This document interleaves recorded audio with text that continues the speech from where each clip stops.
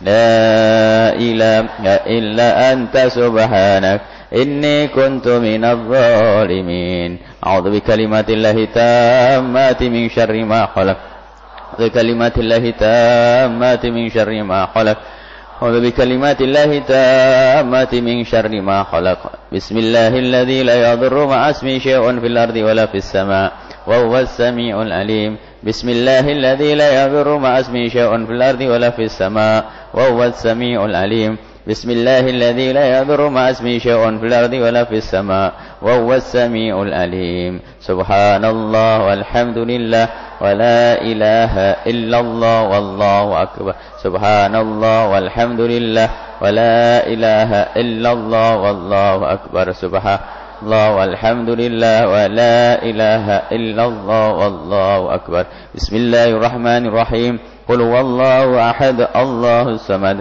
لم يلد ولم يولد ولم يكن له كفوا أحد بسم الله الرحمن قل هو الله أحد الله الصمد لم يلد ولم يولد ولم يكن له كفوا أحد بسم الله الرحمن الرحيم قل هو الله أحد الله الصمد لم يلد ولم يولد ولم يكن له كفوا أحد بسم الله الرحمن الرحيم قل أعوذ برب الفلك من شر ما خلق ومن شر غاسق إذا وقب ومن شر النفاثات في العقد ومن شر حاسد إذا حسد بسم الله الرحمن الرحيم قل أعوذ برب الناس مالك الناس إله الناس من شر وسواس الخناس الذي يوسوس في صدور الناس من الجنة والناس بسم الله الرحمن الرحيم الحمد لله رب العالمين الرحمن الرحيم مالك يوم الدين إياك نعبد وإياك نستعين اهدنا الصراط المستقيم صراط الذين أنعمت عليهم غير المغضوب عليهم ولا الضالين آمين بسم الله الرحمن الرحيم آمن الرسول بما أنزل إليه من ربه والمؤمنون كل آمن بالله وملائكته وكتبه ورسله لا نفرق بين أحد من رسله وقالوا سمعنا وأطعنا غفرانك ربنا وإليك المصير لا يكلف الله نفسا إلا وسعها لها ما كسبت وعليها ما اكتسبت ربنا لا تؤاخذنا إن نسينا وأخطأنا ربنا ولا تحمل علينا إصرا كما حملته على الذين من قبلنا ربنا ولا تحملنا ما لا طاقة لنا به وأن اغفر لنا وارحمنا أنت مولانا فانصرنا على القوم الكافرين. Doa sendiri-sendiri dengan bahasa yang kita ngerti. Qala al-musannif rahimahullah ta'ala nafa'ana Allah bihi wa bi ulumihi wa bi ulumikum fi darin amin ila anqal.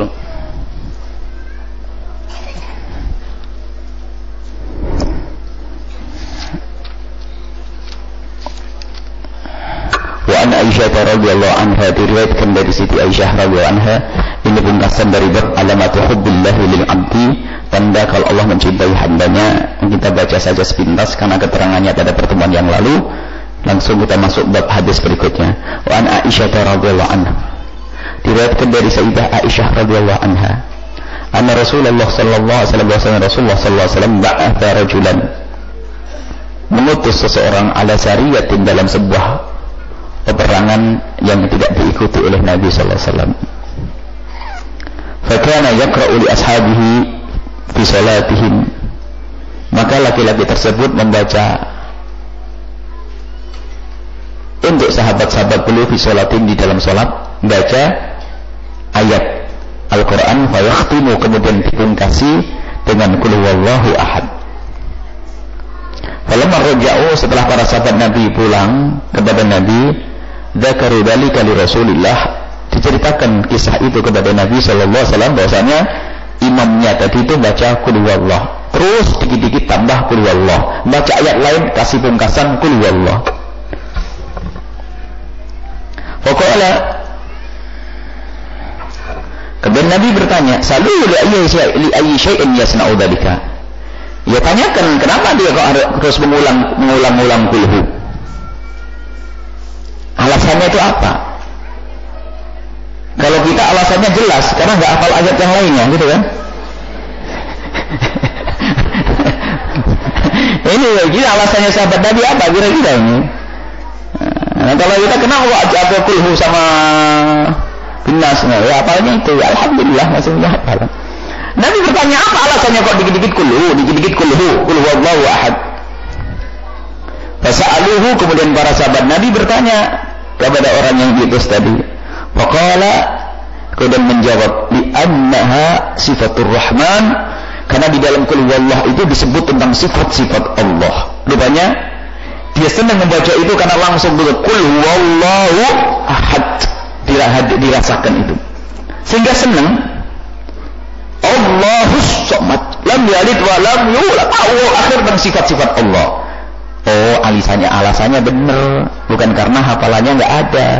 Alasannya karena apa? Maknanya itu. Di situ sifat-sifat Allah. Faqala fa ana uhibbu an aqraha. Kemudian berkata orang tersebut, karena di situ disebutkan sifat-sifat Allah, dia renungi sehingga ana uhibbu, aku senang untuk bacanya.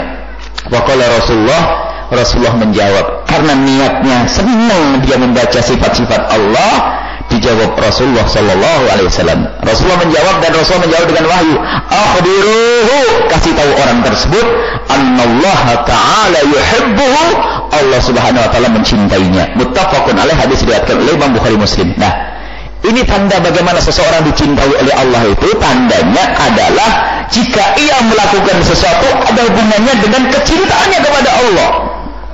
Bukan membaca kulhu karena paling pendeknya ayat, bukan karena membaca kulhu dirasakan ini adalah sambung dengan Allah.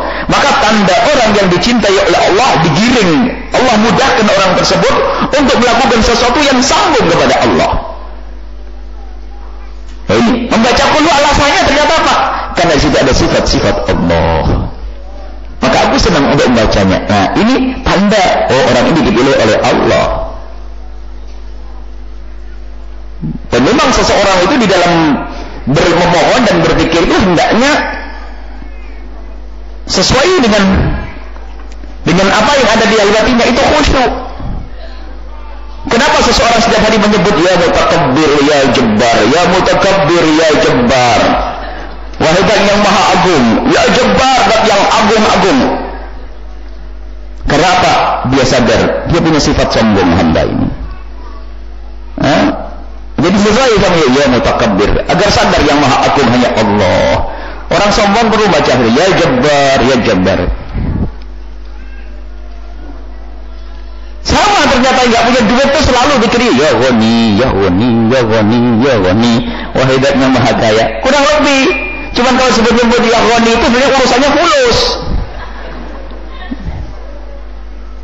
Dan wajar semacam itu, tidak itu. Tapi lumayan masih bagus kadunya kepada Allah. Membaca kulhu ternyata alasannya karena disebutkan sifat-sifat Allah subhanahu wa ta'ala. Jadi tanda hamba yang dicintai oleh Allah, ia akan dimudahkan untuk melakukan sesuatu yang ada hubungannya dengan Allah. Sehingga dalam bahasa uhibbuka fillah, aku mencintaimu karena Allah. Cintai dibangun karena Allah, mencintai karena Allah subhanahu wa ta'ala. Dan ini kemuliaan. Sehingga kalau ditanya kenapa kau lakukan seperti itu, karena aku takut kepada Allah, karena aku ingin mendapatkan ridha Allah. Itu kalimat spontan yang tidak dibuat-buat. Ini spontan, tidak dibuat-buat. Jadi tanda seorang hamba yang dicintai oleh Allah, ternyata dalam semua aktivitasnya disambungkan dengan Allah.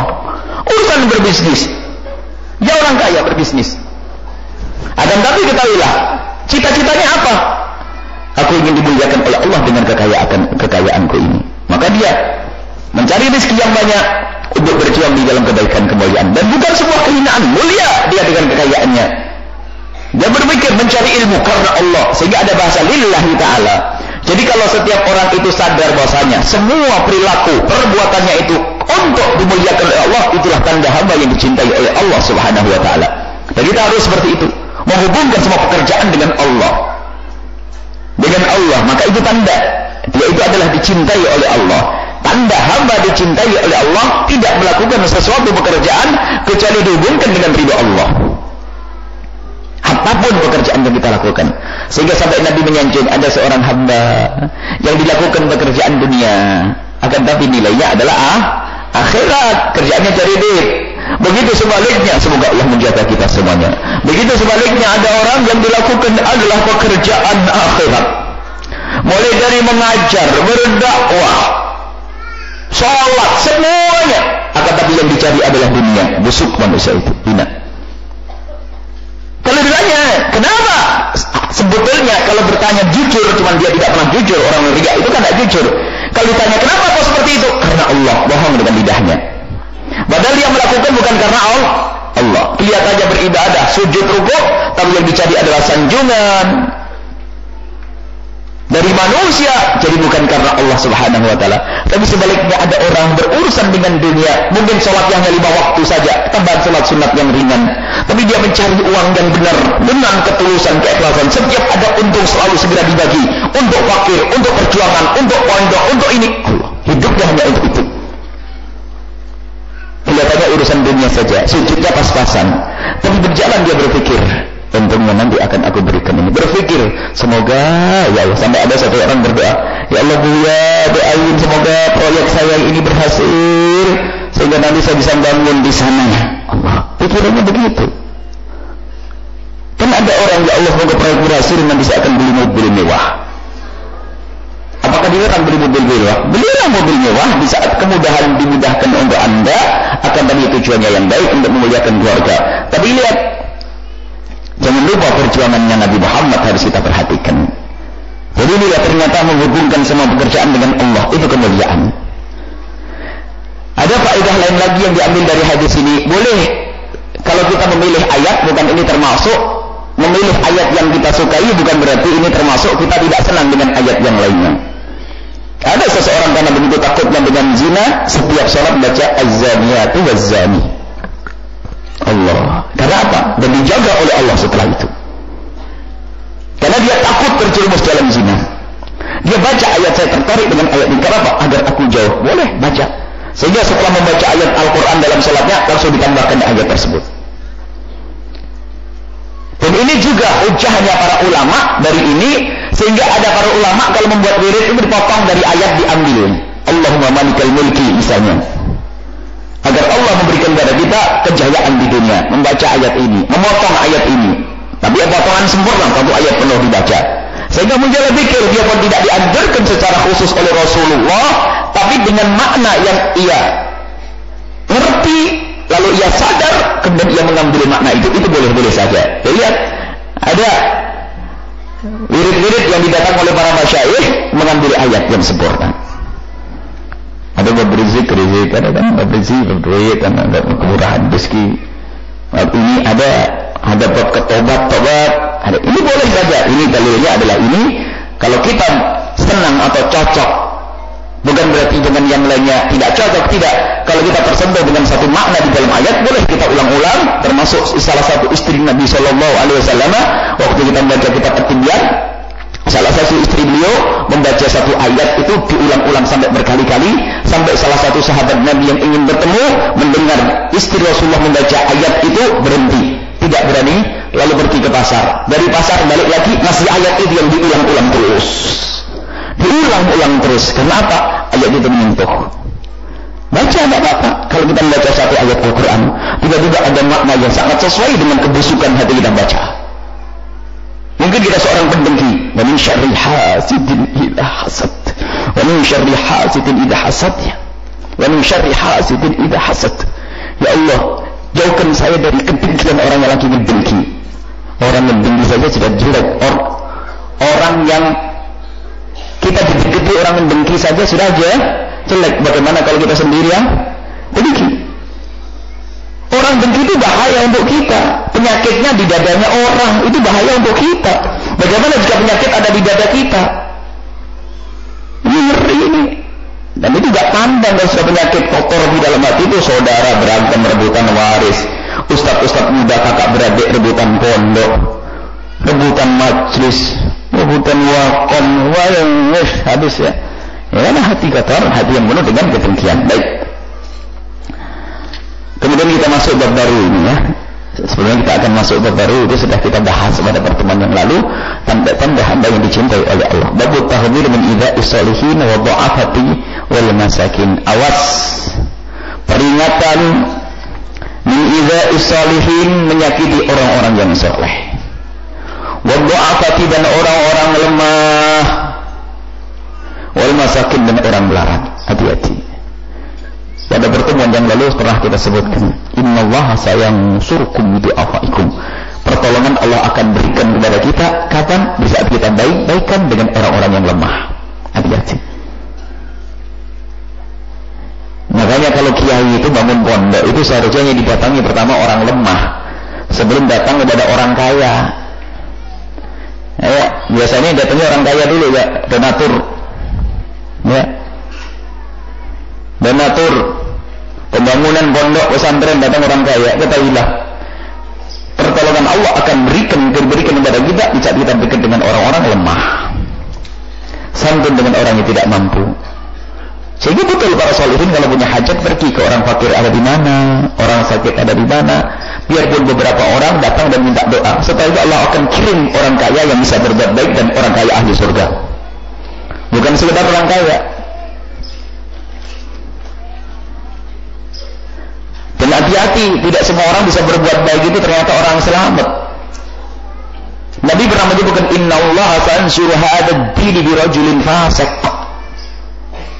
Agama ini nanti akan ditolong oleh orang fasik. Orang kaya, nggak bener perilakunya, tapi kadang-kadang bantu, lumayan manfaat untuk umat Islam, tapi dia sendiri fasik. Ada semacam itu, na'udzubillah. Kita tidak ingin semacam itu. Kita ingin semua yang berjuang di tempat ini menjadi ahli surga. Makanya doa yang baik, Bapak Ibu yang selalu kami ingatkan, Bapak Ibu semuanya, jangan lupa mendoakan semua orang yang pernah berjuang di sini, biarpun Bapak Ibu tidak tahu namanya. Ini diingatkan oleh guru kami, termasuk dusta dan kebohongan seorang pengurus pondok pesantren, yayasan atau lembaga, kalau dia hanya berbangga dengan bangunannya, lupa mendoakan orang yang telah berbuat baik kepadanya. Ketahuilah orang yang berbuat baik kepada pondok tersebut tidak minta balasan uang, karena mereka orang sudah cukup. Akan tapi yang mereka butuhkan adalah doa. Nah, kalau kita tidak mendoakan, kita munafik dong. Barangkali kita telah dikuasai dengan kesombongan, paling hebat. Ngomong sombong bagaimana? Ini bukan duit saya dibangun, kan begitu lucu kan? Kalau seandainya saya bangun sendiri dengan duit saya sendiri saja, masih belum pantas saya sombong misalnya. Seandainya duit saya, hasil jeripaya saya bisa bangun bangunan megah. Ketahuilah yang memberikan juga Allah, tenaga Allah, kasih pandai cari uang juga Allah yang beri kepada kita, tetap nggak boleh sombong. Apalagi ternyata ini yang bantu adalah orang banyak. Siapa yang bantu ini? Ada yang kita tahu, ada yang tidak tahu, dan semuanya. Maka kami himbau wahai para ibu-ibu yang mulia, para ayah, bapak-bapak yang mulia, jangan lupa doakan semua yang berjuang di tempat ini. Tolong sisihkan waktu dengan menyiapkan dan mendoakan, ya Allah, siapapun yang berjuang di tempat ini, jadikan mereka ahli surga dan berikan keikhlasan. Itu saja. Nggak usah tahu orangnya. Saya sendiri juga nggak tahu kok. Saya tuh nggak tahu Pak ada ini. Hanya sebagian kecil saja yang kami tahu. Ada yang bantu ini tahu, alhamdulillah. Dan memang nggak perlu saya tahu, biar Allah saja yang tahu. Kan dicatat, malaikat nggak pernah salah alamat. Dan juga doakan bahwasanya, ya Allah, kirimkan ke tempat ini hanya orang ikhlas saja. Kalau nggak orang ikhlas itu repot. Minta sanjungan, minta imbalan. Apalagi model kami jarang ketemu nanti. Gara-gara saya lupa terima kasih bisa marah nanti ya. Alhamdulillah ada yang nyumbang nggak pernah saya tahu, tapi saya tidak usah beban terima kasihnya. Terima kasihnya secara umum saja lah. Terima kasihnya kepada Allah saja, ya Allah, semua yang membantu berikan kemuliaan di dalam dirinya, keluarganya, hartanya, ya Allah, semuanya kita doakan. Ini tugas semuanya. Jadi kami minta bantu doanya. Kalau sudah kita doa begitu, Allah akan kirim orang-orang tulus yang ikhlas yang berjuang di tempat ini. Dan kami selalu minta doa, semoga yang berjuang di sini benar-benar ahli surga, orang ikhlas. Jadi nggak ada yang berjuang di sini kecuali ahli surga, karena kita minta kepada Allah. Dan di pondok ini jangan diberikan duit zakat. Dan ingat ya, duit zakat tidak boleh untuk bangun pondok. Di zakat kasihkan kepada fakir miskin. Jangan diberikan ke pondok. Pondok yang kami inginkan kalau ada orang bantu, duit bersih. Dari kelebihan dari kebutuhan Bapak Ibu yang bersih, bukan duit zakat. Kalau duit zakat duitnya fakir miskin. Yang di pondok ini banyak orang kaya kok. Jadi jangan diberikan. Yang masih punya tanggungan, selesaikan dulu. Jangan memaksakan diri, kecuali tanggungannya yang temponya belum jatuh. Mungkin tahun depan, sekarang bolehlah berbuat baik. Akan tapi harus ada gambaran dong untuk membayar hutang tersebut. Halal dan bersih, dari pekerjaan yang halal bersih, agar dimakan para penuntut ilmu nanti halal yang sesungguhnya. Jangan kalau masih punya utang berat, ya jangan. Nggak butuh Bu dengan itu semuanya. Terus yang bantu siapa Bu ya nanti? Allah yang bantu. Allah. Jadi jangan memaksakan, kecuali bapak ibu punya utang. Semoga nggak ada yang punya utang nih.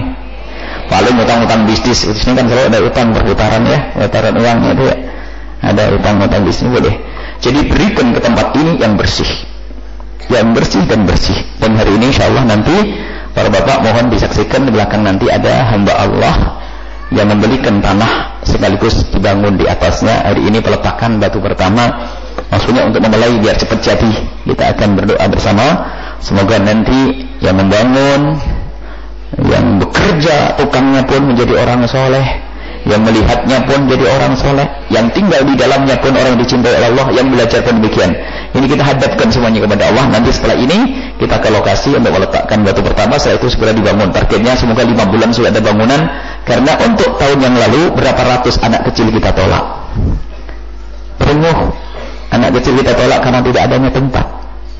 Makanya kalau ternyata nanti ada lagi orang semacam itu, subhanallah, itu semoga pengkabulan doa itu. Ibu-ibu kan doanya begini, ya Allah kirimkan ahli surga, ya Allah kirimkan orang ikhlas. Ya semoga itu orang-orangnya. Dan ibu gak usah tahu nanti siapa orangnya ya.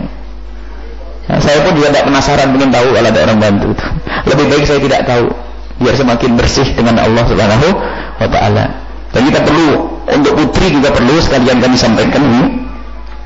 Untuk putri ini pembangunan lokasi putri kurang sama sekali. Anak putri lebih susah dari anak putra. Sebab kalau anak putra itu kurang tempat, bisa tidur di depan lantai masih kamar. Kalau putri harus terhormat rapi. Cuman kayak punya anak putri itu jarang berdoa ini.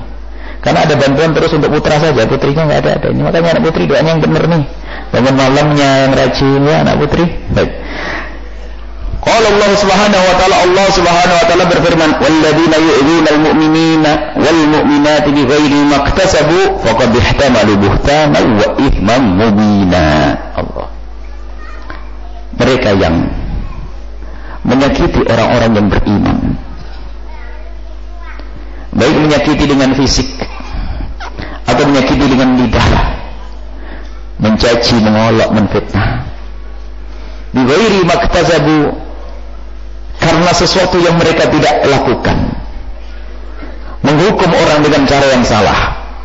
Tidak salah kita hukum, tidak melakukan kesalahan kita tuduh, kita fitnah Allah. Itu ihtamala wa qad ihtamalu buhtan, dia telah melakukan satu dusta, fitnah. Dusta plus fitnah. Jadi ada dosa yang sangat gede. Dan menanggung ithman mubina, dosa. Dia menanggung dosa. Ini adalah peringatan dari Allah Subhanahu wa ta'ala, awas dengan orang yang beriman. Jangan sampai ada di antara kalian yang menyakiti mereka tanpa alasan yang benar. Boleh kita menyakiti seorang mukmin karena alasannya benar. Ada seorang hakim, dia telah melakukan pencurian, berarti dihukum kan?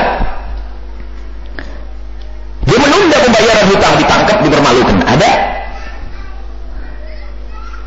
Dia melakukan satu pelanggaran lalu dihukum secara syar'i. Itu disakiti, tapi menyakiti yang syar'i.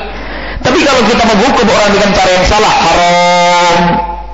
Termasuk diantaranya memfitnah. Mengatakan orang lain melakukan sebuah dosa padahal dia tidak melakukannya, ini termasuk fitnah, dosa gede, na'udzubillah. Ibu doakan para bapak ibu. Kasihan jika ada orang yang seperti itu. Mungkin ada orang pernah memfitnah bapak ibu atau memfitnah kita. Kita doakan siapapun yang memfitnah kita, semoga Allah mengampuninya. Ini dosanya gede banget ini. Kita tidak tega jika memfitnah kita ternyata mereka masuk neraka. Termasuk kita doakan ya, ada akhir-akhir ini ada hamba Allah yang subhanallah memang perlu banyak didoakan. Sebab kita tidak tahu bagaimana nanti menghadap kepada Allah Subhanahu wa ta'ala ya, yang memfitnah teman-temannya, saudara-saudaranya. Ada tim melakukan sebuah, ada seseorang melakukan seseorang melakukan sesuatu yang ternyata sesuatu ini menyakiti, dan sesuatu ini dilakukan bukan oleh kelompok, bukan tim dakwah kita. Jadi kita ada tim dakwah, ada orang di luar sana melakukan sesuatu yang menyakiti sebuah tempat atau perguruan.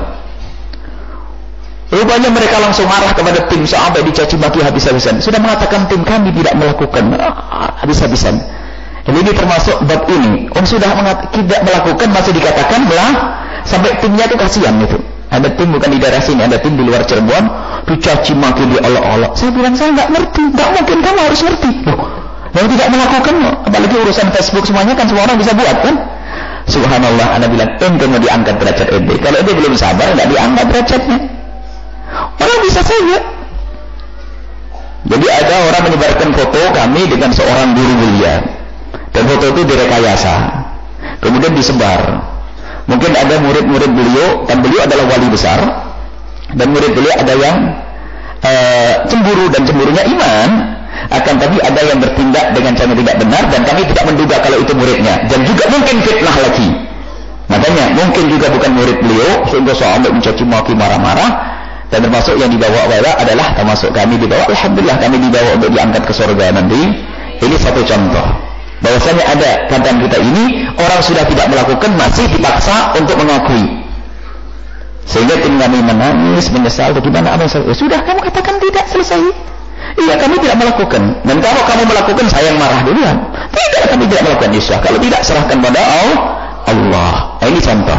Ada lagi ini di antara kaum muslimin mengatakan orang lain ahli bid'ah. Innalillah. Ini masuk bab ini. Ini ada orang dikit-dikit bid'ah. Bid'ah itu menuduh orang lain melakukan kemaksiatan. Kalau ada orang merampok, ada orang mencuri, orang ini dosa gede. Tapi yang namanya bid'ah lebih gede dari itu semuanya. Menuduh berzina dosa gede. Awas, hati-hati. Kemarin kita bahas. Kalau ada orang berzina, jangan tersebut berzina itu. Nyebut pun adalah dosa. Menutup aib, harus ingat pengajian yang lalu hari Sabtu. Mungkin kita pernah ada orang curhat kepada kita zina, ajari dia untuk menutup aib dia, kau jangan cerita ke siapapun. Ini dosa kepada Allah. Kalau sudah dosa kepada Allah ditutup, Allah akan mengampuni. Tapi kalau sudah diobral, awas, hati-hati. Dan kita mungkin termasuk ustaz sekalipun, kalau ada orang curhat tutup. Saya tidak boleh cerita kepada umi, kepada istri tidak boleh, kepada orang dekat pun tidak boleh, karena amanat. Ini untuk mencari solusi. Kadang kita begitu mudah menceritakan dia zina. Menggunjing orang berzina dosanya gede. Seperti orang zina itu sendiri, alhamdulillah. Tutup mulut kita. Jadi tidak cukup kita berdoa begini, ya Allah jauhkan saya dari zina, tidak cukup. Akan tapi ya Allah jauhkan aku dari zina, dan jauhkan kami dari membicarakan orang berzina. Membicarakan yang benar terjadi saja nggak boleh, apalagi masuk bab ini. Buhtan, ngomongin yang tidak terjadi, selingkuh, enak bener. Di dalam Islam lihat kemarin dia sebutkan, jika ada 3 orang melihat laki perempuan berzina, 3 orang ngadu ke hakim, saya melihat tetanggaku berzina, kamu melihat sendiri, bertiga, plus kamera. Apa kata hakim? Kamu yang dicambuk 80 kali. Karena apa? Saksimu masih kurang 1. Karena urusan berzina hendaknya ditutup. Itu pendidikan yang sendiri bakal para asatid. Ditutup, diajar untuk menutup aib agar dia mudah untuk tobat dan kembali kepada Allah. Tutup. Sebab kalau di kampungnya sudah diketahui oleh masyarakat dia berzina, dia akan putus asa. Pun saya sudah berzina, bahkan mungkin dia akan mencari banyak korban. Karena apa? Biar orang seperti saya dihinakan di kampung. Akan tapi kalau dia ditutup, tetap terhormat di masyarakatnya, tidak ada yang tahu kecuali dia dan Allah. Lihat. Bahkan kalau menikah pun jangan bercerita kepada calonmu kalau engkau pernah melakukan zina. Itu kebodohan kalau sampai bercerita. Kebodohan, kedemuan, ketololan. Menghadaplah kepada Allah, selesai. Nah ini benar terjadi pun kita tidak boleh membicarakannya. Apalagi kadang-kadang kita ngomong selingkuh, zina, ini, innalillah. Dari omongan orang disebarkan. Ada orang cerita, aku melihat dia begini. Apa? Zina, ini kelihatan. Ini hanya dengar tak kayak cerita ke orang lain. Neraka duluan ini sebelum berzinanya. Pendidikan itu penting. Na'udzubillah. Lah maka buhtan di sini. Sesuatu yang tidak terjadi kita tuduhkan kepada seseorang. Na'udzubillah. Begitu mudahnya ngomong tetangga kita selingkuh. Hanya gara-gara SMS. Percaya sama SMS. Bisa saja guyonan, bisa saja pemfitnah. Kalau pemfitnah kerjanya ngadu domba. Kamu tidak tahu begini, saya menemukan bukti-bukti. Buktimu tidak akan didengar kalau ini dosa kepada Allah, kau fitnah. Saya punya foto, saya punya kamera. Kamera bisa direkayasa. Jangan percaya urusan yang semacam itu. Serahkan semuanya kepada Allah. Doakan semoga Allah mengampuni. Kalau benar terjadi, semoga Allah mengampuni. Bahkan jika Anda melihat dengan mata Anda sendiri orang melakukan zina, tidak ada alasan untuk bersedekah ke orang. Kalau ingin menyelesaikan masalah, datangi dia dan diingatkan. Aku melihat kamu begini, mungkin saya salah pandang. Tapi takutlah kepada Allah. Sehingga orang bejat pun kalau sudah masuk lingkungan iman, ahli iman, dia akan merasa aman. Tidak merasa dikucilkan dan direndahkan. Lihat kalau sudah zina itu tersebar di masyarakat, itu adalah aib. Tidak ada aib lebih busuk daripada zina. Orang kafir masuk Islam jadi mu'alaf, cucunya masih bangga. Tapi seorang cucu yang mengetahui neneknya adalah pezina, na'udzubillah, itu adalah aib yang menempel di jidatnya, di jidat anak keturunannya, di jidat keluarganya semuanya. Takutlah kepada perzinahan. Nah ini zina beneran saja tidak boleh kita ngomongin, apalagi menfitnah, menuduh, neraka. Dan bergembiralah jika Anda dituduh untuk melakukan dosa, karena Allah akan mengangkat derajat kalian. Allah mengangkat derajat kita semuanya. Berbanggalah, ya ada fitnah, subhanallah. Yang penting saya tidak melakukan, selesai urusanku dengan Allah subhanallah. Tapi kasihan orang yang kerjaan fitnah. Lah aku di zaman ini ada sekelompok orang yang dikit-dikit mengatakan orang lain lu apa maknanya? Kalau bid'ah beneran, ada orang negur kamu melakukan bid'ah, jelas saya akan tobat. Tapi ini ada hujah, ada dalil, dan dalilnya sangat jelas, masih dituduh bid'ah. Bid'ah itu dosa lebih kecil daripada yang namanya zina, yang namanya lain-lain. Itu dia zina, bid'ah itu adalah dosa yang amat gede. Kok gampangnya si fulan kelompok ini mengatakan bid'ah, kadang-kadang syirik malahan. Menuduh orang melakukan syirik adalah gede dosanya di hadapan Allah Subhanahu wa taala. Maka ada dijaga lidah kita. Jangan mudah melanggar mengatakan ini bid'ah, ini syirik dan seterusnya. Baik, hati-hati. Jadi barang siapa yang menyakiti orang yang beriman dengan tuduhan-tuduhan, Nabi ghairi maktasabut, tuduhan-tuduhan, menuduh orang yang beriman, menuduh orang yang beriman, maka ketahuilah itu dosanya sangat gede dan dia adalah pendusta, penfitnah, dan dia mendapatkan dosa yang amat besar di hadapan Allah Subhanahu wa taala. Hati-hati ya, kalau ngomong jangan, intinya sudah, kalau agar aman tutup. Tutup kita pakai tameng. Apa itu? Jangan senang ngomongin kejelekan orang, baik terjadi atau tidak terjadi, sudah kita tutup. Kalau sudah ada orang ngomongin kejelekan orang, cerita Abu Nawas saja kalau gitu. Sekarang kemarin ada forum silaturahmi, saya rubah. Saya itu gudang cerita juga, kalau ini cerita lucu mungkin habisnya. Jadi kita rubah, mending cerita lucu saja. Ya, cerita kancil nyuri timun lebih bagus daripada gunjing. Yang digunjing kan kancil aja. Gunjing kancil nggak dosa kan? Nggak dosa. Ya, gunjing manusia nih, kancil nyuri timun, bukan kancil yang difitnah nyuri timun. Tapi kancil. Tapi kalau si A, si B, na'udzubillah, jangan ngomongin orang, tutup sudah. Pokoknya kalau ada orang ngomongin kejelekan orang, tutup. Sebab apa? Benernya dosa, tidak benernya juga dosa. Jadilah orang cerdas seperti Imam Malik rahimahullah ta'ala, Imam Hasan Basri. Imam Hasan Basri itu ada satu orang datang kayak begini, berkata, ya Imam, ada apa? Sungguh luar biasa pengajianmu, alhamdulillah. Cuma ada sayangnya Imam. Apa? Orang alim itu kalau ada yang mau kritik itu kok seneng ya. Apa sih kurangnya apa? Sayangnya Imam, ada kiai di kampung sebelah sana kok sangat benci dengan Imam Hasan Basri. Dia selalu ngolok-ngolok, dan tidak mustahil itu benar loh ya kayak begitu. Kiai olok-olokan juga ada loh ya. Apa kata Imam Hasan Basri? Tunggu sebentar. Muridnya dipanggil, "Hei muridku, saya punya tamu istimewa." Dia berkata bahwasanya sahabatku yang ada di kampung sebelah sana kerjaannya ngolok-ngolok saya, mencaci maki saya. Oh itu? Ya. Saya mau bertanya dengan bapak ini, Pak, kalau sampai kamu bohong, kamu akan dicambuk oleh santri saya. Sumpah demi Allah Imam Hasan Basri, saya tidak bohong, benar saya dengar sendiri. Kalau sekarang mungkin ngomong saya rekam di hati saya. Ya. Kata Imam Basri, kalau kamu bohong, kamu akan dicambuk. Tidak, demi Allah saya tidak bohong Mas Hasan, baik. Dan jika omonganmu benar, kamu pun harus dicambuk karena kamu telah ngadu domba antara aku dengan dia. Pilih mana? Bingung dia. Kalau omongannya benar berarti dicambuk, ngadu dong. Nah, kalau omongannya nggak benar, pendusta. Berarti dia harus yang bingung. Kata Imam Hasan Basri, keluarkan orang ini ahli fitnah. Jadi ibu bapak jangan senang kalau ada orang cerita tentang kejelekan orang lain. Maksudnya apa? Mau ngadu domba? Menjadikan ibu benci dengan dia? Ini setan itu. Bu, tahu enggak? Apa? Dia mulai kemarin sama ibu gini. Kamu iblis. Langsung saja ke poin. Ini ngajari kita musuhan dengan dia. Cuman musibahnya gitu kita senang kalau dapat informasi itu. Terus. Sini sambil minum kopi dia. Bahasa kini mau diajak masuk neraka. Kadang yang digunjing gak jauh suaminya. Neng, suamimu tahu enggak? Kenapa? Naik motor kan? Iya, baju merah. Ya, saya lihat. Yang bener. Nih, telepon keluar ya cepat. Mau gunjing suaminya dibayari malahan. Innalillah. Ini masuk buhtan nanti. Kalau bohong masuk ini, dusta. Nuduh orang yang tidak melakukan dosa dengan dosa. Menceritakan dosa yang benar masuk bab gunjing. Kalau tidak namanya buhtan. Buhtan itu berdusta dan fitnah. Na'udzubillah. Nah kita agar aman itu kumpul dengan orang yang tidak pernah membawa berita jelek. Dan kami sangat senang kalau ada orang bawa berita baik saja.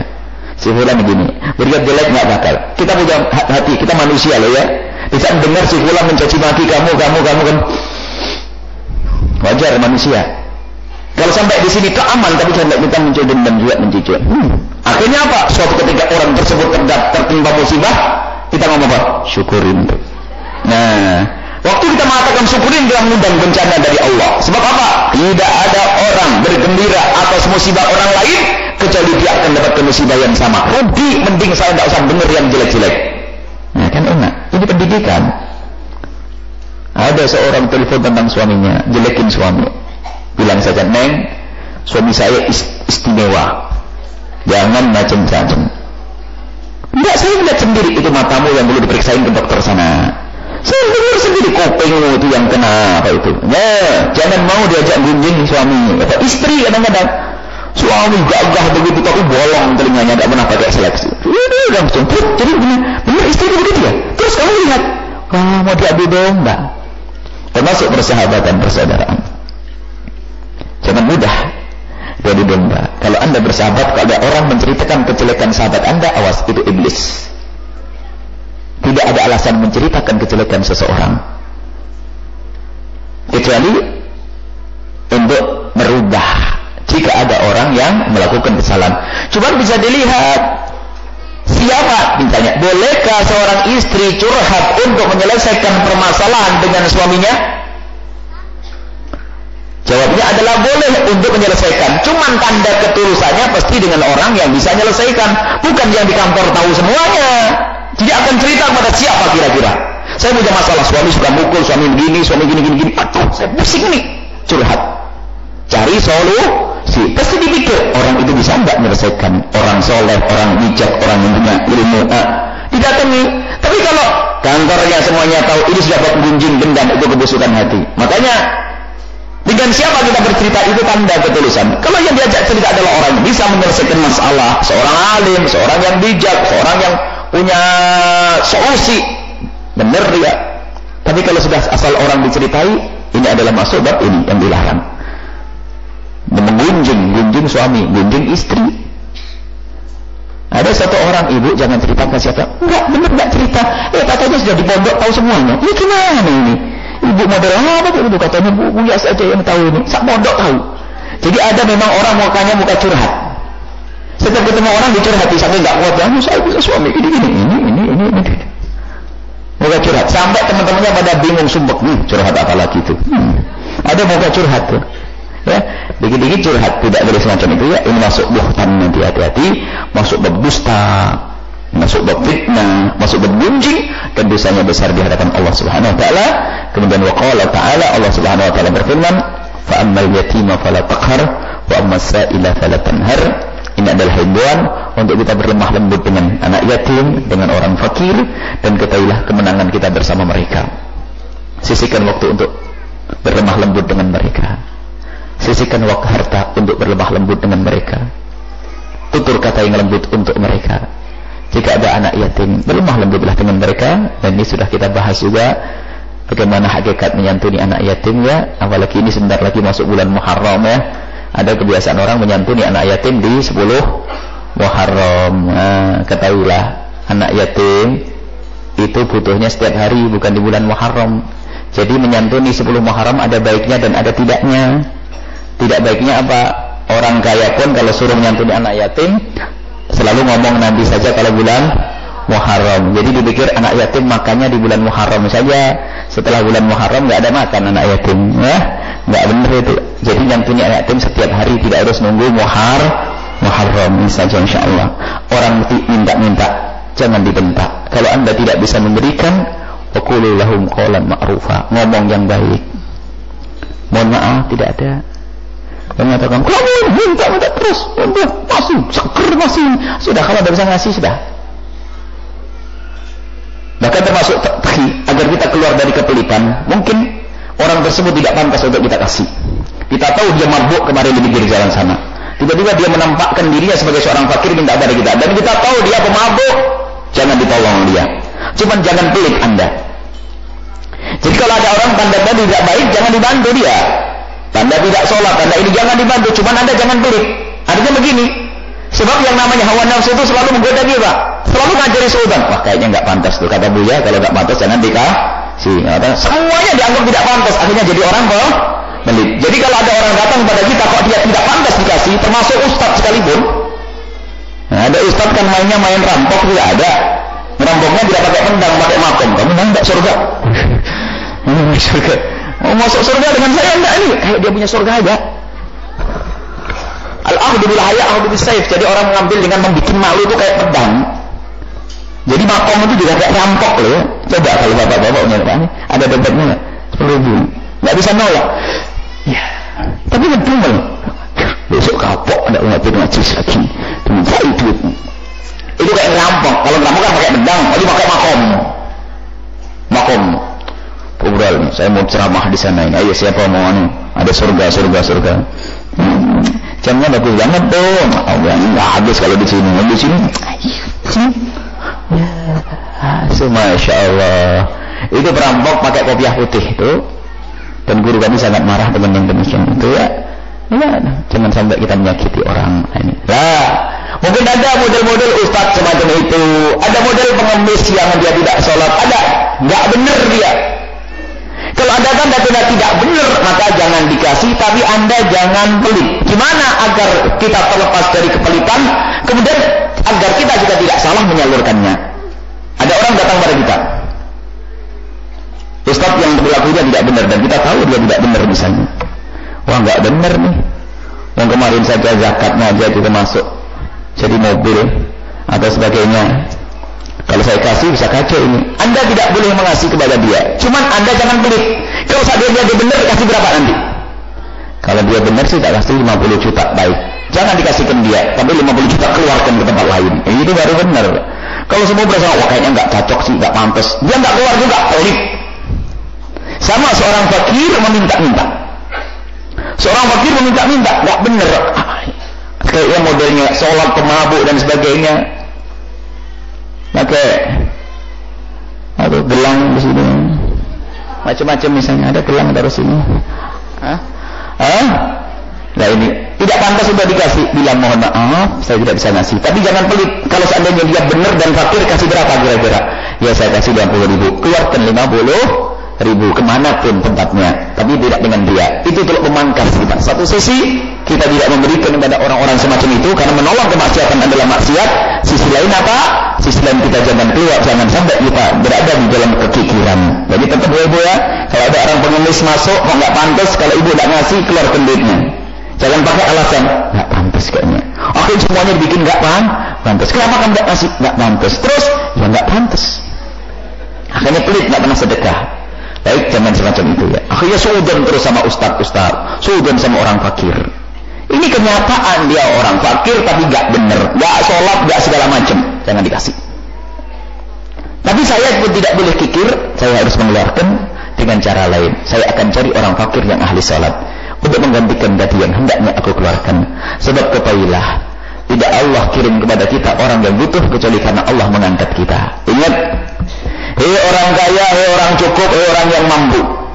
Jika ada orang fakir, orang yatim di kiri kanan kita, itu bukan karena Allah tidak bisa menjaga mereka, bukan karena Allah tidak bisa memberikan kekayaan kepada mereka. Hati-hati.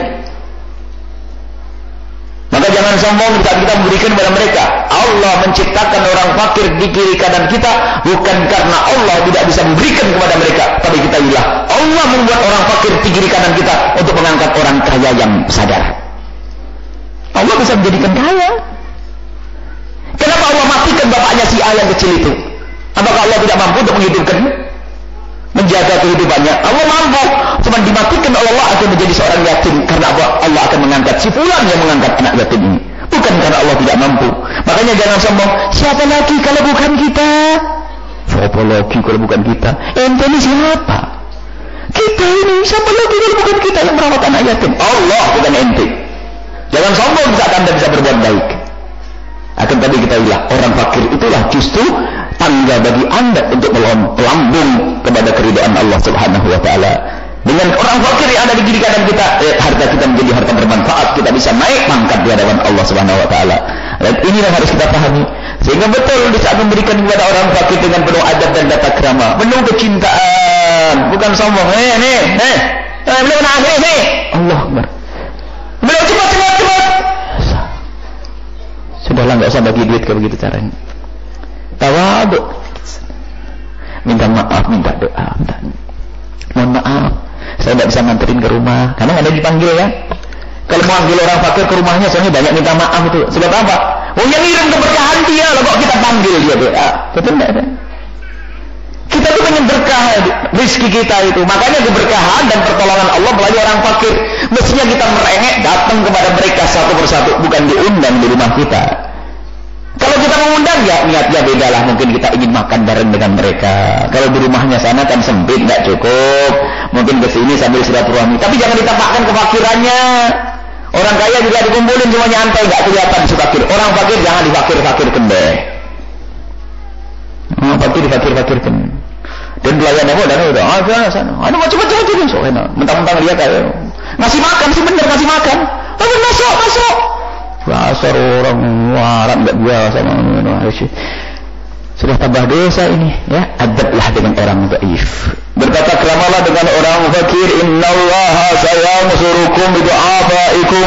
Allah akan menolong kalian dengan orang-orang lemah yang punya masalah problem rumah tangga.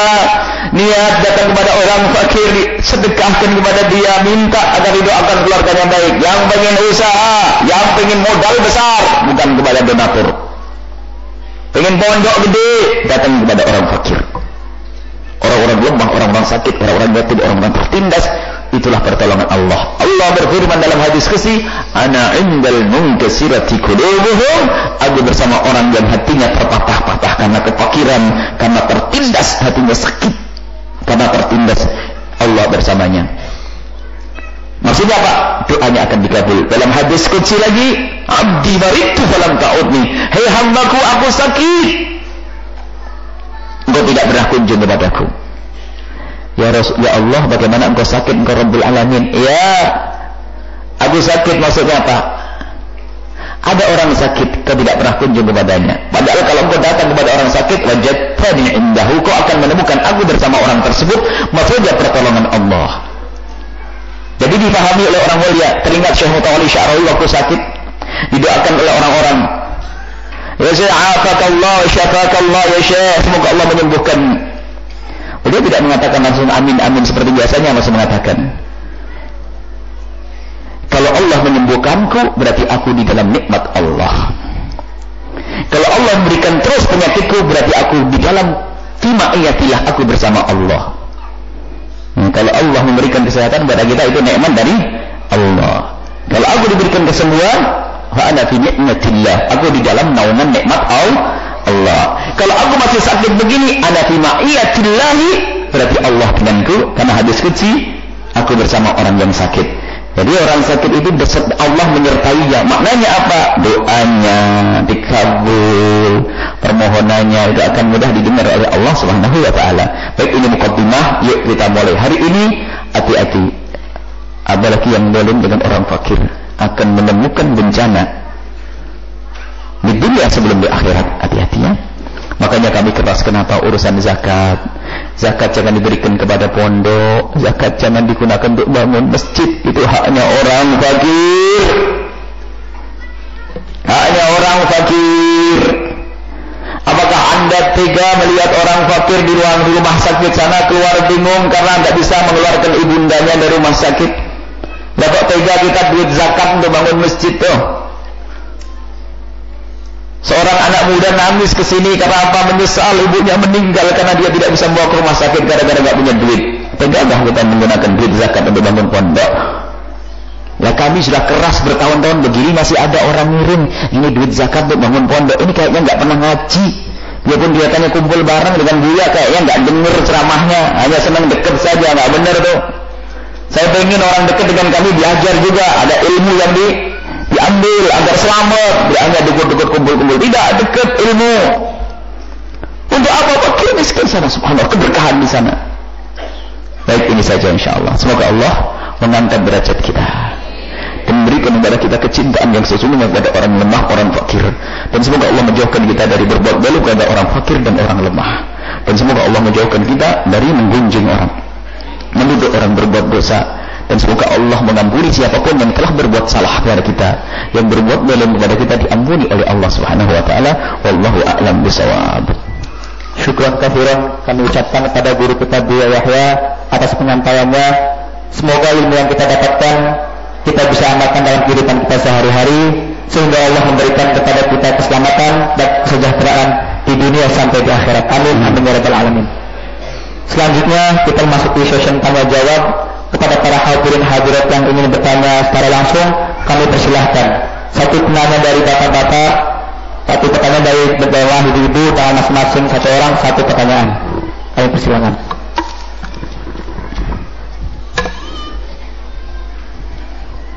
Di bawah untuk berdiri. Assalamualaikum warahmatullahi wabarakatuh. Waalaikumsalam warahmatullahi wabarakatuh.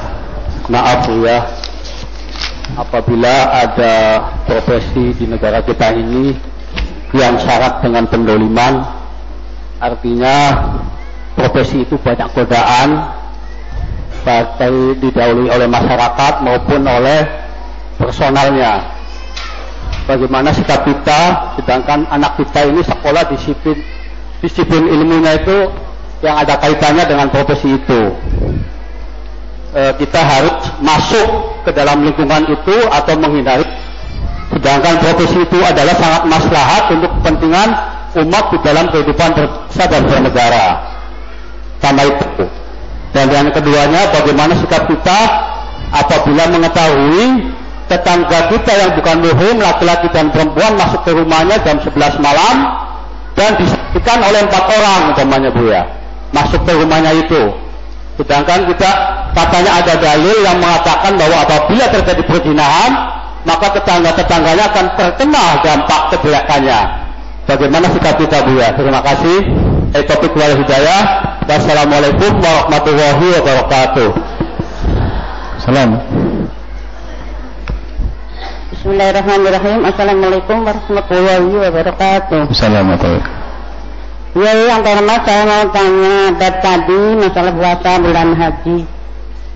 Saya dengar tanggal 9 aja. Ada orang puasa dari mulai hari Rabu, artinya dia makan tanggal. Apa itu puasanya sah? Apakah kurang bagus?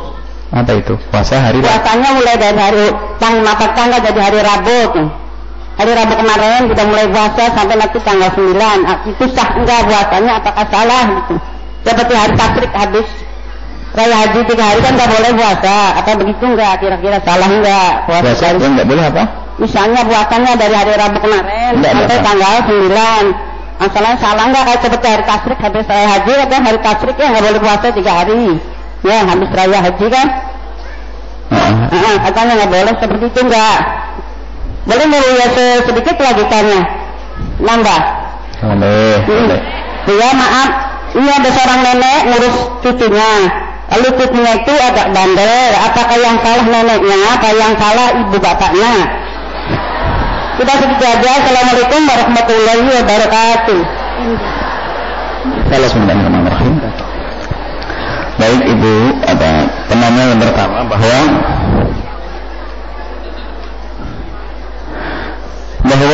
jika anak kita mengambil satu disiplin ilmu yang ternyata nanti setelah ia selesai ia termasuk sebuah instansi atau sebuah lembaga dan di situ banyak kedoliman yang terjadi, maka bagaimana sikap kita? Apakah anak kita akan kita lanjutkan untuk masuk tempat tersebut sementara memang tempat tersebut harus berubah karena di situ ada sangkut pautnya dengan kemaslahatan orang banyak. Jadi begini, di dalam sebuah peperangan itu kita harus punya strategi dan punya perhitungan.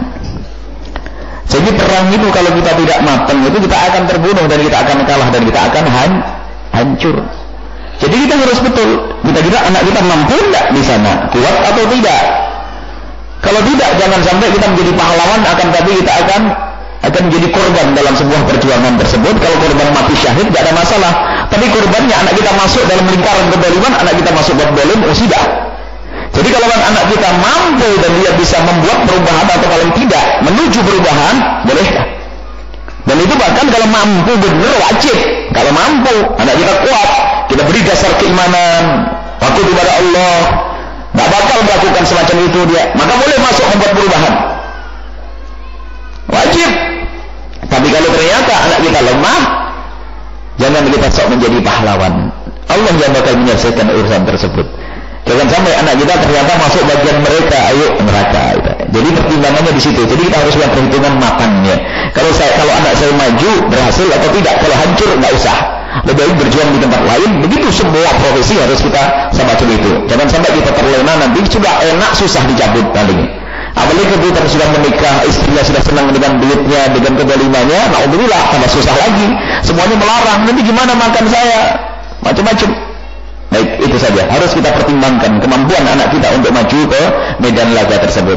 Baik, yang kedua adalah jika ada suami istri jika ada dua orang yang bukan mahram, bukan suami istri dua-dua jam 11 malam masuk ke rumahnya, tidak boleh kita masuk ke rumah, tidak boleh kita mengatakan berzina. Itu namanya qadhf, kita harus dicambuk 80 kali.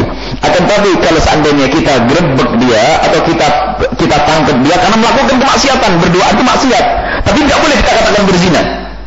Awas, tidak boleh kita mengatakan berzina, hati-hati ini. Kalau kita berubah mengatakan berzina, qadhf, kita dicambuk. Kita katakan kepada hakim dia melanggar, dia masuk rumah berduaan di tengah malam, ditakzir nanti. Kalau kita tidak mau, kita wajib mengingatkannya. Tapi hati-hati, jangan menuduh zina. Belum tentu melakukan zina, mungkin dia masih takut kepada Allah karena satu hal. Mungkin dia ketakutan karena dia tidak ngerti syariat, minta bantuan, minta ditemenin sama orang, mungkin. Karena kita menemukan orang-orang polos hatinya, dia paling benci dengan zina. Tapi laki-laki masuk ke rumahnya dan dia kepikiran zina, mungkin. Jangan buru-buru kita menuduh orang itu. Cuman jelas dia melakukan kesalahan, maka kalau kita melihat kesalahan itu harus 3 hal yang kita lakukan. Yang pertama, ngecek dulu salah benar, jangan-jangan sudah nikah. Satu. Yang kedua, kalau ternyata memang dia betul-betul salah, mungkin dia orang yang tidak ngerti, tinggal kita mengingatkan. Baru setelah itu yang ketiga, tindakan. Jangan langsung grebek itu. Itu pernah mengingatkan belum? Pernah nasihati atau belum? Langsung grebek, main grebek. Apaan itu? Itu biasanya ada kebencian itu.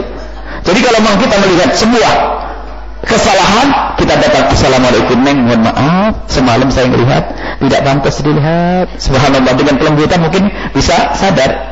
Dan kadang itu tidak ada hubungannya dengan ilmu. Namanya orang lupa dan lalai. Kami masih ingat suatu ketika yang mengingatkan kami bukan orang alim, tapi itu adalah orang kenal Allah.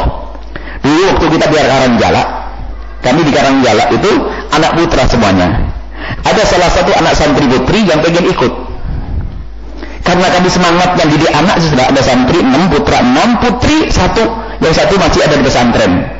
Langsung kami terima, tapi belum masuk. Tapi ada yang dengar, Umi masih ada di Pontianak, santri putri sudah mau masuk, padahal memang ada sekatnya di belakang. Cuma suatu rumah besar, sekatnya belakang, santri putri 1. Kami hanya mikir didik dia biar cepat pinter waktu itu. Katanya ada mengingatkan, ada orang biasa, buah Umi belum di sini, kok sudah ada santri putrinya, gimana kata orang nanti? Astagfirullahaladzim, benar omongan kamu itu. Allah mengirim orang, tidak ada seorang alim ternyata. Orang mengirim orang awam mengingatkan, Umi kan belum di sini, kok ada santri putrinya nanti gimana? Orang kan tidak bisa melihat apa yang terjadi di dalam biarpun kita menjaga, tapi fitnah bisa saja tersebar di luar. Betul kamu. Akhirnya kami batalkan waktu itu, sampai ini datang, kita datangkan santri putri. Dan itu yang diingatkan kadang-kadang orang. Dan bisa diingatkan, bisa saja sadar dia. Mungkin berterima kasih dengan kita.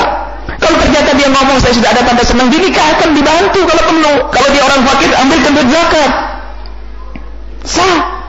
Jadi dakwah itu tidak hanya main buah. Bukan begitu, kita lihat apa. Dan kenapa kok kamu tidak segera menikah saja kalau sudah dekat begini? Mungkin suami ngomong, saya belum punya modal. Baik, ada duit zakat. Daripada bangun masjid Al-Bahjah, ayo, ini loh.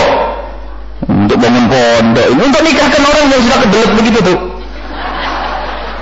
Ini memang betul, makanya saya mau urusan zakat ini loh, luar biasa ini. Urusan zakat, ini perlu nikah, dinikahkan, gak punya modal, ayo nikah, selesai. Aman, nggak ada zina nanti. Nah, kalau kita kadang-kadang protes dengan perilaku yang tidak benar dari kita, kekasaran kita, dia nggak bisa ngasih solusi. Ngapain dia ikut-ikut urusan pribadi saya? Terserah. Mau dihujat dia apa terserah. Bisa ngomong gitu putus asa, kita dosa. Membuat pendekatan diingatkan dulu, baru setelah itu, kalau tidak ya kita datangkan aparat setempat, dudukkan dia. Kenapa? Kalau mau nikah deh. Kalau nggak punya duit nanti saya kasih duitnya. Untuk pernikahan saya ngomong banyak yang kaya ini ada duit zakatnya tuh, ada orang fakir mau nikah itu, tapi nikah yang benar. Dan kalau sudah nikah tuh wajib bergabung di sini. Kenapa? Akan dinasihati nanti seperti yang nikah dengan kita ringnya ayah. Nanti siang itu ada pertemuan keluarga Al-Bahjah. Jadi yang pernah kami nikahkan akan kumpul, selalu kami ingatkan biar tidak ada luka, tidak ada membuat permasalahan di rumah tangga. Sebab urusan hati itu seperti kaca, kalau sudah retak susah ditambal lagi. Maka sebaiknya menjaga antara suami istri tidak saling menyakiti daripada salah alamat. Makanya yang pernah menikah di sini itu harus jadi alumni menikah di pondok itu. Jadi berkumpul nanti kita ingatkan, awas dengan suamimu, awas dengan istrimu, awas. Itu ada pertemuan rutin agar mereka punya bekal di dalam menjalani hidup berumah tangga. Baik, ada pertanyaan berikutnya. Apa tadi? Ibu puasa. Boleh Bu, karena bulan haji itu bulan Syawal semuanya itu Dzul Qa'dah itu bisa untuk berpuasa. Karena Dzul Qa'dah adalah termasuk bulan haram. Mulai dari 3 hari sebelumnya ibu puasa, boleh. Mulai hari Rabu puasa, Kamis puasa, Jumat masuk apa? Dzul Hijjah, Jumat puasa, terus puasa. Tapi kalau hari tasyrik enggak boleh. Hari raya Idul Adha haram berpuasa, hari tasyrik haram berpuasa ya. Tapi ibu puasa kalau ibu puasa sunat mutlak. Kalau mulai tanggal 1 Dzul Hijjah masuk puasa Dzul Hijjah, dan riwayat wa shaumu yaumin minha kasyami sanatin, seperti puasa 1 tahun mendapatkan pahala besar di hadapan Allah Subhanahu wa taala. Boleh puasa ibu insyaallah diterima oleh Allah Subhanahu wa taala. Ada anak bandel waktu tinggal sama neneknya. Mana yang enggak benar? Dilihat dulu, bisa neneknya nih yang nakal. Kenapa? Nenek biasanya sayangnya berlebihan. Sehingga sampai kadang-kadang anak bapaknya sendiri itu mau negur, gak berani negur sedikit sama nenek, bilang sudahlah gitu aja kok dimarahi. Nah, nenek itu. Makanya paling enak mendidik biasanya di saat anak itu jauh dari nenek. Nenek itu kasihnya lebih. Nenek itu kasihnya lebih. Dan kakeknya itu sayangnya luar biasa. Makanya kadang-kadang kalau kita marahin anak-anak di depan kakek neneknya itu kadang-kadang masih mikir nih, wah nanti masih nggak terima, karena memang sayang. Kakeknya sayang dengan, bisa saja nenek kakek yang sayang berlebihan, sehingga Pak tidak pernah dimarahi kalau melakukan kesalahan, itu juga musibah. Mungkin anaknya bandel kayak bapaknya, mungkin bapaknya nggak bisa dididik, ngaji nggak mau. Oh, kalian punya anak titipkan sama mbahnya, enak bener deh. Bukan begitu. Jadi perlu dilihat Bu, yang salah mana kita belum tahu. Kalau anak kecil pada dasarnya tidak ada yang nakal, itu biasanya salah mengarahkannya, salah kebiasaannya, orang tuanya tidak dekat, bapaknya tidak dekat, sehingga dia dekat dengan game, dekat sama TV, dekat sama HP, masih kecil, nggak ngerti sopan santun, pamannya datang nggak pernah nyapa, bibinya datang nggak pernah nyapa. Kalau ngomong Pak, jadi makan, tak ini, aduh subhanallah. Kullu maulidin yuladu 'alal fitrati. Anak dilahirkan dalam keadaan bersih suci. Siapa yang membentuk? Lingkungannya. Jadi anak jangan disalahkan ya, jangan disalahkan. Anak kita sentuh dia dengan kelembutan. Anak itu adalah rindu kelembutan. Sak nakalnya anak sebetulnya dia rindu kelembutan. Coba anak bandel kayak apapun kita peluk, kita rangkul, kita ini, dia merasakan itu kehangatan indah. Dulu marah, ibu bapaknya marah terus. Sebenarnya marahnya bukan karena suami ini berantem terus, sehingga sisa-sisa marahnya pada anak. Sana. Anak baru datang ke sekolah lagi dibentak. Ini apaan? Rupanya ini adalah apa? Sisa-sisa berantem. Wah, setiap hari berantem tuh. Anaknya akan keras juga. Baik, mana yang salah? Belum tahu nih. Kita lihat dulu. Yang penting jadilah nenek yang baik. Kalau cucu salah, hendaknya diingatkan. Kalau apa salah, ingatkan yang benar. Harus. Dan wajar itu cinta itu kadang-kadang seperti itu. Kalau tidak benar, tidak dikontrol dengan syariat, itu akan menjadi bermasalah. Baik. Ada yang sakit. Semoga Allah berikan kesembuhan, insyaallah. Yang lain pertanyaannya tidak bisa dijawab hari ini. Mohon maaf ibu bapak. Ini nanti langsung peletakan batu pertama. Jadi tidak ada salaman. Tapi bagi siapapun ada waktu sampai jam 10 nanti yang ingin ngobrol, konsultasi, ingin menyampaikan sesuatu, bisa nanti setelah kita letakkan batu pertama, nanti tinggal nunggu di sini, nanti kembali lagi ke sini ya. Jadi kalau salaman mungkin ditiadakan, tapi bagi yang ingin ngobrol kita hanya pergi ke belakang saja, yang mau ikut-ikut. Setelah itu yang mau ngobrol, Bapak Ibu bolehlah kita beri kesempatan sampai jam 10. Sampai jam 10 masih bisa ngobrol di sini. Ya, yang sarapan nanti. Cuman kami akan langsung setelah ini langsung ke lokasi. Mohon yang ikut-ikut menyaksikan, mohon didoakan. Barangkali ada yang tergerak untuk wah sebelahnya saya juga bangun. Nah, kan bisa saja mendoakan doa-doa yang baik itu. Semoga dikirim lagi orang-orang tulus untuk bisa bangun semuanya. Baik, ini saja. Cukup. Ada ibu-ibu yang sakit ini, ada yang sakit. Semoga Allah berikan kesembuhan. Sakit yang dirasakan menjadi sebab pengampunan dari Allah, diangkat derajatnya oleh Allah Subhanahu wa taala. Al-Fatihah.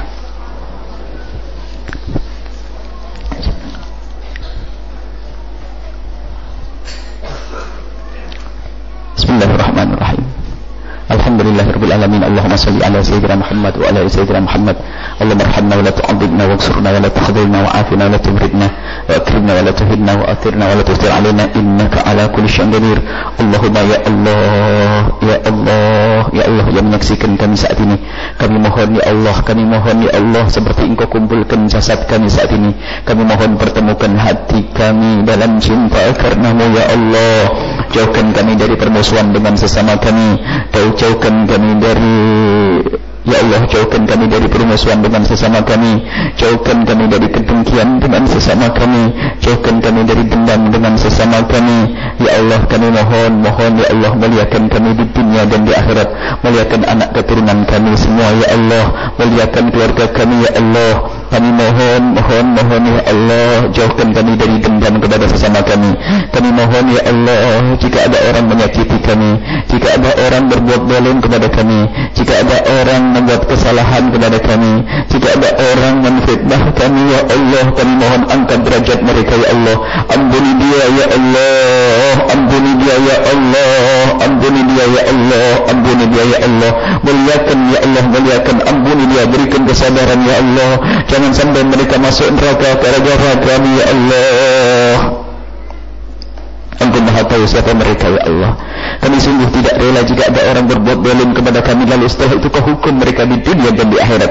Kami tidak rela ya Allah. Ya Allah, berikan kepada kami ketabahan dan berikan kepada kami segala kebaikan ya Allah di lahir dan batin kami. Kami mohon ya Allah, yang sakit sembuhkan, yang punya hutang mudahkan kami dalam bayar hutang kami.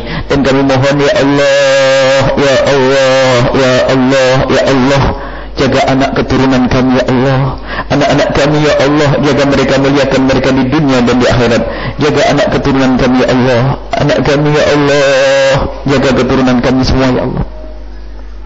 Zaman-zaman rusak mengerikan ya Allah. Akan tapi jika Engkau telah menjaga anak-anak kami ya Allah, sungguh tidak ada satu pun yang bisa mengganggu anak-anak kami ya Allah, ya Allah, ya Allah. Kami mohon ya Allah, wujudkan keindahan dalam rumah tangga kami. Suami istri yang saling mencintai karena-Mu, suami istri yang saling mencintai karena-Mu, suami istri yang saling mencintai karena-Mu ya Allah, ya Allah. Engkau Maha tahu tentang kami ya Allah. Jika ada di antara yang hadir di tempat ini yang pernah cekcok dengan pasangannya, bermusuhan dengan pasangannya ya Allah. Alangkah tersiksanya mereka. Kami mohon detik ini saat ini lembutkan hati mereka ya Allah. Jadikan mereka pasangan yang semakin hari semakin dekat kepadamu ya Allah, semakin hari semakin saling mencintai karenamu, sehingga yang mereka temui adalah keindahan di atas keindahan, keindahan dalam keindahan ya Allah, sebagai mukaddimah keindahan kelak di surga bersama kekasihmu Nabi Muhammad ya Allah. Cukupkan kami dengan yang halal darimu ya Allah, cukupkan pasangan kami dengan yang halal darimu ya Allah. Jauhkan mata kami dari melihat yang haram, jauhkan hati kami ya Allah dari berangan-angan merencanakan yang haram. Kami tidak ingin ya Allah, ya Allah cukupkan kami dengan yang halal darimu ya Allah, cukupkan kami dengan yang halal darimu hingga kami tidak butuh lagi dengan yang haram. Yang sudah ingin menikah, mudahkan mereka untuk mendapatkan pasangan orang-orang yang kau muliakan, yang menjadi sebab mereka mulia di dunia dan di akhirat.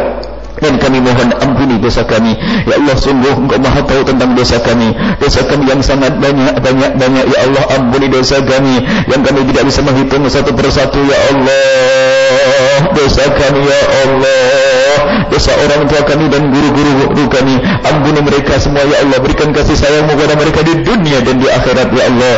Ya Allah, orang tua kami, anak-anak kami dan semua yang bersama kami. Dan kami mohon berikan kepada semua yang berjuang di tempat ini ketulusan dan keikhlasan, semua yang berjuang di tempat ini ketulusan dan keikhlasan ya Allah, ketulusan dan keikhlasan ya Allah. Berikan kepada semua yang ada di tempat ini, yang berjuang di tempat ini ketulusan dan keikhlasan, apakah yang berjuang dengan hartanya atau pikirannya atau tenaganya atau panjatan doa di tengah malam. Berikan kepada mereka ketulusan dan keikhlasan. Jadikan itu semua sebab mereka bisa berkumpul dengan kekasihmu Nabi Muhammad. Dan kami mohon kumpul, kirimkan ke tempat ini yang bisa berjuang bersama kami orang-orang ikhlas dan ahli surgamu ya Allah, orang ikhlas dan ahli surgamu, dan jadikan kami bersama mereka ya Allah. Panjangkan umur kami dalam ketaatan serta sehat walafiat, dan berikan kepada kami husnul khatimah, mati dalam keadaan iman ya Allah, iman. Dan kami mohon ya Allah, ya Allah, ya Allah, jadikanlah ya Allah ucapan kami di akhir hayat kami kelak saat Engkau hendak mencabut nyawa kami ya Allah, hati dan lidah kami ya Allah mampu mengucapkan kalimat agung dan mulia la ilaha illallah Muhammadur Rasulullah, la ilaha illallah Muhammadur Rasulullah, la ilaha illallah Muhammadur Rasulullah sallallahu alaihi wasallam. Rabbana atina fid dunya hasanah wa fil akhirati hasanah wa qina adzabannar. Wa sallallahu ala sayyidina Muhammadin wa ala alihi wa sahbihi wasallam. Alhamdulillahi rabbil alamin. Al-Fatihah.